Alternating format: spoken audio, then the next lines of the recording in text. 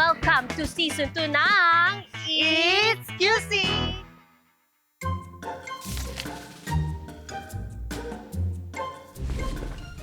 Ang lungkot naman. Ang lungkot naman mag-isa. Patawagan niya yung sister ko.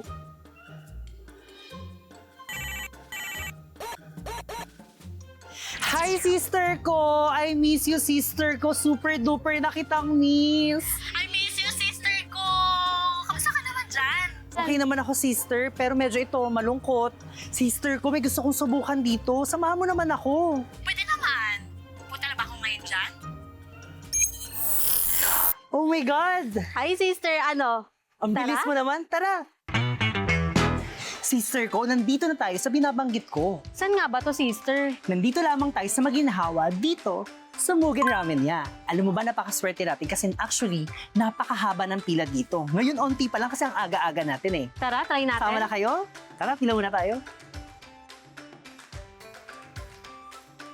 For how many packs po sila? Dalawa For two po. people. For two. So, ito na lamang po yung order form. Okay. Indicate na lang po ng name nila. I love it. Irashaimase, Q citizens! Welcome sa panibagong episode ng It's QC. Narito tayo ngayon sa isang bagong gem dito sa Maginhawa. Ito ang Mugen Ramenya. Tama ka dyan, sister. Ngayon, may kasama tayo this episode. Walang iba kundi si Chef Mark. Hi, Chef Mark. Mag-hi ka naman, Chef Mark. Hello everyone. Siyempre, Chef Mark, bago tayo magkainan, mag-chikahan muna tayo kung paano nga ba nagsimula ang Mugen. Yes. Mugen was created by Chef George. So Mugen means infinity. So infinite flavors of the ramen. Mugen Ramen started in August 2025, I think. Yeah, so okay. before kasi ito is Ohio Japanese restaurant. Area is parang need ng something premium. So doon nag-come up si Mugen.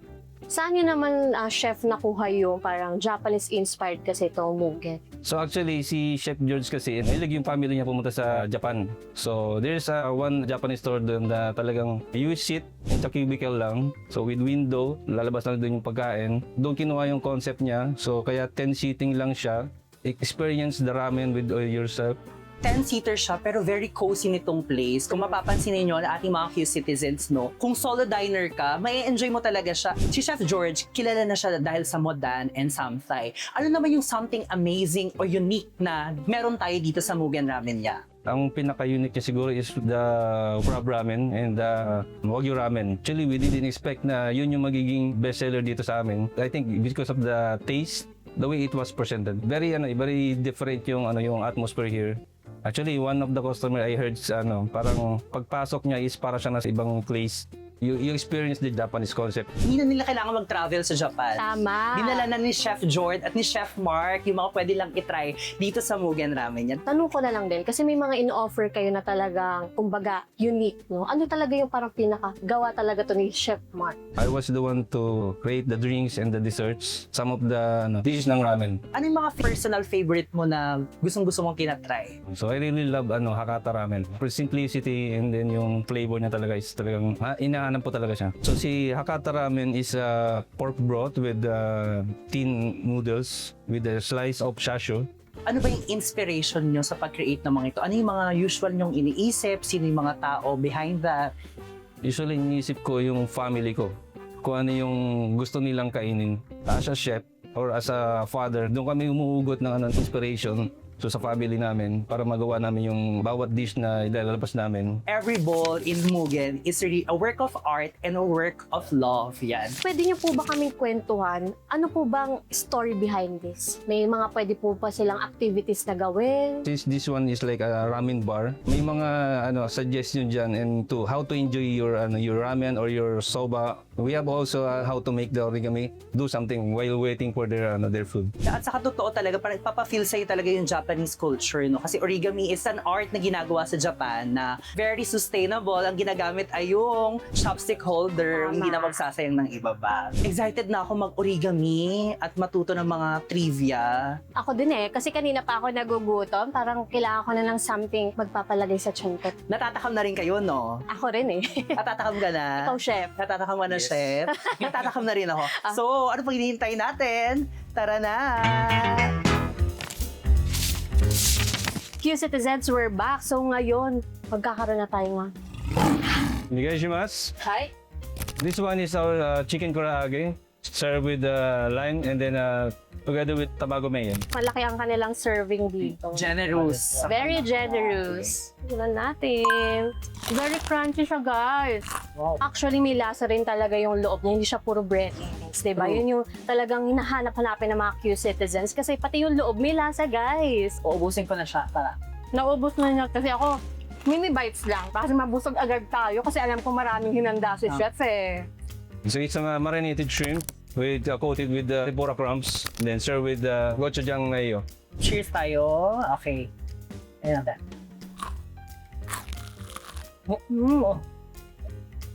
Ang sarap, guys. Tama yung sinabi ni chef kanina, crispy rin talaga siya. Sinervan tayo dito ni chef ng 3 ramen. Pakita natin sa camera, sister. Ayan. So, Hakata, Wagyu ramen. At lalong-lalo na itong kanilang bestseller talaga na nakikita natin everywhere, lalo-lalo sa TikTok, ang kanilang crab ramen. Yan. Very special. Kapag kumakain ng ramen, 2 bagay yung pinakamahalaga. Ang Ano yan, broth sister? at ang noodles. So, chef, yung iba kasing mga customers, no, choice sa kanilang noodles, pwede pa ba sila mamili dito sa Mugen Ramen? Usually they choose the recommended. So, ibig sabihin din no, ipe-prepare nila yung food mo kung ano talaga based yung sa iyong preference. So, hindi siya gawa na. Try muna natin yung broth. Okay? So, una. Okay. Very rich. At saka, lasang-lasa mo yung, since Hakata siya pork-based yung broth natin. No? Yeah, try ko lang. Yung noodles niyo, chef, kayo mismo yung gumagawa? Yeah, freshly Freshly made. Pwede siya itry lalo na, I think pwede to sa mga kids, ganyan. Mas favorite nila yun, lalo na yung mga mahilig sa pork. Tikman naman natin. Sister, kumikita mo dyan sa bowl mo, no, yung wagyu, napaka-generous ng serving nila. Actually, napansin ko rin na ang lalaki ng mga mangkok nila dito. Parang hindi na ata ito mangkok Yung laki ng chunk ng beef. Kamusta naman yung tenderness, sister? Malambot siya, sister. Tsaka, lasang-lasa ko pa rin talaga. Nalasa talaga siyang, ay, ito na talaga. The best ever. Tikman natin ngayon ng noodles. Ang sarap niya, guys. Yung inaabangan na nating lahat, of course, ang crab ramen ng Mugen Ramen niya. Ito yung kanilang pinaka-bestseller. Unang-una talaga din, yung crab meat. True. Super generous, ang laki. At saka, yung serving nila, parang fit na fit kapag mahilig ka talaga sa seafood. Best siya kung isi-share sa aking sister. So, sister ko, Sharing is caring, guys. Totoo. Taray. Grabe, parang kumakatas talaga dito ang crab. Very seafoody yung soup niya talaga po. Alam mo ba, sister, yung mga ramen, since nga noodle-based sila, perfect na perfect siya dun sa mga tao na gusto maghanap ng alternative for rice. Ayan o, ang ganda ng noodles nito. Hindi siya Ito na. puputol. Ito na ang thick talaga. Super slurp. At saka, very good yung pag nag-slurp pa. Sarap na sarap talaga tayo. Grabe. Oh my God. Lalasa mong very authentic. Kasi ibang mga ramen, alam mo kapag, parang sabaw-sabaw na lang to, no? Kumakalat talaga siya mismo sa noodles, no? At saka, parang siyang yumayakap sa noodles, chef, no? Gumaganon daw yung Oo. Kasi yung ibang, kahit okay yung broth, kapag hindi okay yung noodles, Actually. wala. Hindi siya sasama doon sa Parang hindi na comfort. Kaya parang comfort. Comfort food talaga. ang Sana ramen. makaranas din ako ng comfort dito, pero parang very dito, sister, yung organic encounter no? Kaya kung solo diner ka, maring mo may solo diner din dito na nakaranas sa ng comfort sa food ng Mugen Ramen niya. Yes. Para yung Comfort maging pa. comfort din or safe space ang isa. Okay, so what we have here now is the chahan. This one also is the wagyu chahan. Since we have a crab ramen, so gumawa din kami ng crab chahan. Itong mga rice na naman natin, sir, perfect na perfect siya dun sa mga naghahanap pa rin ng rice, no? True. Bakit po napili ninyo na mag-offer din po nito? Kahit na isa talaga siyang ramen bar ang Mugen. Usually kasi sa Japan, when they eat ramen, so may mga natitira ng mga soup. So, yun, may mga Japanese na they like to eat with rice with the remaining soup. So that's why we created also a chahang with the meats additional. Muna natin ng rice. Para to sa Naman mga natin ng Filipino rice. na hindi talaga nila maiiwasan mag-rice pa rin.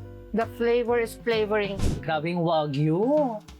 Ayan, napaka-perfectionist. Pati Kat, napapansin. Ayan, syempre, busog na kami ng sister. So, parang kailangan na namin ng something. Something sweet. Yes, para sa mga sweet tooth dyan ba yan? Oo. Ayan, may hinanda si Chef Mark. So these are matcha cheesecake. Parang special offer lang during the Valentine's Day. They requested this one to be a regular menu. Din-stay na namin yung matcha cheesecake. As sisters, magdi-date tayo. Ang lambot. Hindi siya nadudurog agad basta-basta. Yes. Wow. Lasang-lasa mo yung matcha, no? Sa kuwang-kuha lahat. Citizens, hindi ako matcha lover, pero napakain ako nitong matcha cheesecake na to. Saktong-sakto dun sa mga kinain natin kanina, sister, no? Siyempre, hindi ka namin palalagpasin tong moment na to na hindi ka namin matatanong sa mga preferences mo. Ang dami mong binigay kasi sa amin, chef, eh. Dahil dyan, mag-e-exam ka muna, chef. Chef, ready ka na ba? Oh, game na game talaga Game si yan. Chef. Dapat yung mga citizens din natin, game na game. Ikaw, sister, game ka na? Game na game ako. Ano Okay. ba yan? For the first question, like or dislike food trip sa Maginhawa? Like yan, syempre. Chef, solo dining sa Mugen Ramen niya. Like or dislike? Like, Like, okay. Yeah. Worth the wait, like or dislike? Oh, maingay na katabi, chef. it's like, Ako magiging like lang siguro, chef, kapag maganda yung slurp, no, Yeah. maganda yung higop, ganyan, pero kung maingay ka dyan, ay, Akala ko kapag natagpuan niya na yung organic encounter niya eh. eki sa'yo dyan. Ay, bakit naman? Next, short but quality menu. short but quality menu. Like, Like, Walkable na food community. Like natin yan, okay. next, matagal na serving, like or dislike? depende, pero dislike ako. Dito sa Mugen Ramen, yung masasabi ko, mabilis ang survey. At sinasure nila yan. So, kaya dislike natin yan. Kasi tayo, binibigay na talaga natin mabilis na pagsaserve. Okay, last sa akin, chef. Great customer service. Like or dislike? Like.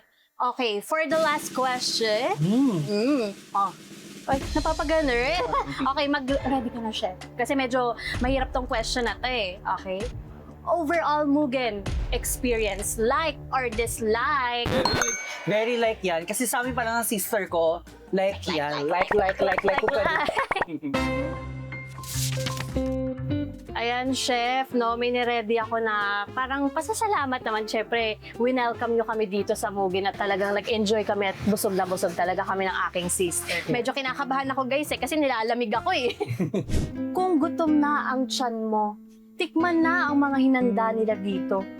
Isang higop mo pa lang, tiyak na panalo. Kaya tara na dito sa Mugen, punta na kayo dito dahil panigurado, swak na swak ang mga pagkain dito. Yes! Para naman tayo dyan. So, gusto po namin magpasalamat sa buong Mugen Ramen niya. Of course, kay Chef Mark and kay Chef George. We welcome ang buong Quezon City government. Chef, thank you so much. And para sa mga citizens natin, no, nahanap yung mga ganitong food, punta na kayo dito sa Mugen Ramen. Dito lang sa Maginhawa. Talagang busog na busog ako doon, sister. Ikaw, na-solve ka ba doon? Oo, sister.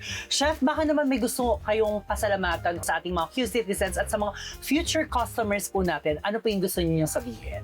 QC citizens, so we invite you to dine and enjoy your ramen experience here in Mugen, Romania. Maraming salamat, Chef, ha. Excited na ako na matikman nila lahat ng tinikman namin. And of course, maranasan nila yung experience ng inyong mga staff na napakabait, napaka-welcoming, at ang napakaganda ninyong restaurant dito sa Maginhawa. Tama. Perfect na perfect sa ating Maginhawa food community. So, welcome na welcome to Quezon City. Kung bet mo naman na may kwentuhan at kainan, abangan lamang ang masusunod namin na episode. Dito lamang yan sa It's QC!